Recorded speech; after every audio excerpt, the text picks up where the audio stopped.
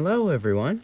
Today, we're starting a new series, Board Game Reviews, where I review games that people play when they're bored. So today, I've got this green box. Actually, it's not just a green box, it's Monopoly, with dice, for some reason. So, this is Monopoly Diced, basically Monopoly but smaller. I'd assume you'd bring this on long trips, like when you go camping, for example. So let's open this box, shall we?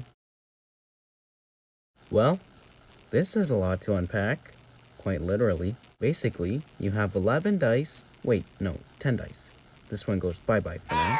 To start, you put this game board down and take this thing out. Each player gets a score sheet, which looks like this.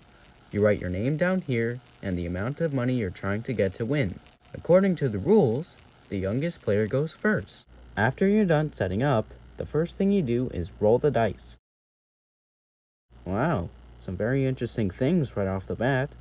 So, let's start out with the dice that have colored circles with numbers on them. Those represent properties, and they each have a certain value, but when combined, produce a much larger value.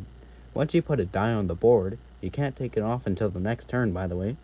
Up next, we have incomplete properties, which just give you the amount shown inside the color.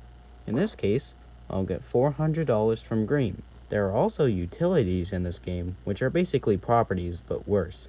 They do give you 800 for only 2 dice, so it's better than brown. Bruh. When a whole color is completed, like brown is, you can bring in the house die on the next roll to try to score a house for the properties. Now it's time to roll again, and yes, you can roll more than once each turn. Okay, the first thing I want to talk about is that we finished the utilities, so we get $800 from that. Another thing is the green arrow, which is go. It works like in the original game, and you get $200 from it. And there's also the go to jail die, which loses a turn if all 3 are collected. Thankfully, we have the get out of jail free die, which allows us to cancel out a go to jail die. With that roll done, let's go again. Ooh, very interesting. So, first thing to note is that we finished green, which gives us $3,000. Quite a step up from before. We also now have 2 go to jail dice, which we also put on the board. Finally, there's the broken house die, which loses a house that I don't currently have. So now we're down to 2 dice, and I could end my turn here, but let's say that we did get a house. It can go to any completed property on the board, and I'll choose green in this case.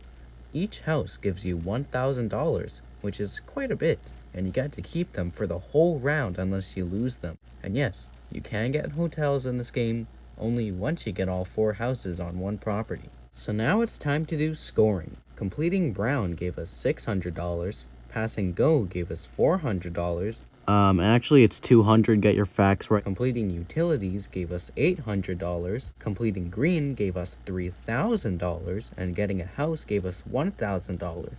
In total, we amassed $5,600 during this turn, which pushed us over the $5,000 goal, meaning we won! So that was Monopoly Diced, and it was a pretty solid game with the limitations it had. There's some things I didn't cover, like chance die, but that's for you to discover if you ever play this game.